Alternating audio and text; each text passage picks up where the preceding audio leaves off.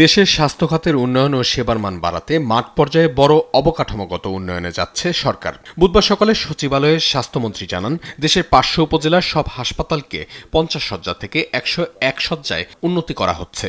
চিকিৎসা সেবা আরও সুনির্দিষ্ট করতে প্রতিটি হাসপাতালে একজন পুরুষ ও একজন নারী ফিজিশিয়ান নিয়োগের সিদ্ধান্ত হয়েছে। বিভাগীয় শহরগুলোতে জটিল রোগীদের উন্নত চিকিৎসার সুখবর দেন স্বাস্থ্যমন্ত্রী। জানান, আগামী ডিসেম্বরের মধ্যে ৫টি বিভাগীয় সদরে আইসিইউ সুবিধাসহ ২০০ শয্যার বিশেষায়িত হাসপাতাল চালু করা হবে। চীনের সহায়তায় ৫টি বড় শহরে নারীদের জন্য আধুনিক বিশেষায়িত হাসপাতাল প্রতিষ্ঠার কথাও জানান তিনি। ৫০০ উপজেলার মধ্যে ৮টি উপজেলায় ১০০ শয্যা বিশিষ্ট হাসপাতাল আছে।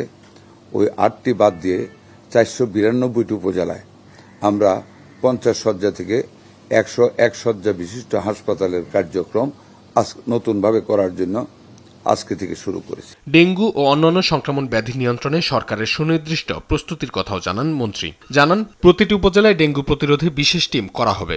একদিকে হাম আর একদিকে ডেঙ্গুর নকিং আমাদের সাথে চলছে। আমরা দুইটাকেই মোকাবেলা করার জন্য আমরা পূর্ণ প্রস্তুতি নিয়ে রেখেছি। যদি হাম আরো কিছুদিন কন্টিনিউ করে, এর ভিতরে যদি আমাদেরকে ডেঙ্গু আক্রমণ করে ফেলে বড়ভাবে, সেই ক্ষেত্রে আমাদের জায়গার সংকলনের জন্য আমাদের সেনাবাহিনী প্রস্তুত রয়েছে। সম্প্রতি আদ্দিন হাসপাতালে ৬ শিশুর মৃত্যুর প্রসঙ্গে তিনি জানান, দোষীদের ছাড় পাওয়ার কোনো সুযোগ নেই।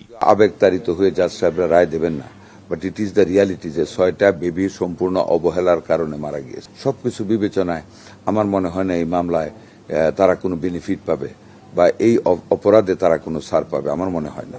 রাজধানীর মিটফোর্ড হাসপাতালে নতুন ভবন নির্মাণ এবং নিউরোসায়েন্স ইনস্টিটিউট ও হাসপাতালে নতুন ভবন চালু করার কথাও জানান স্বাস্থ্যমন্ত্রী। অঙ্কন চৌধুরী, নিউজ ডেস্ক, দেশ টিভি। আজকের প্রধানমন্ত্রী জনাব তারেক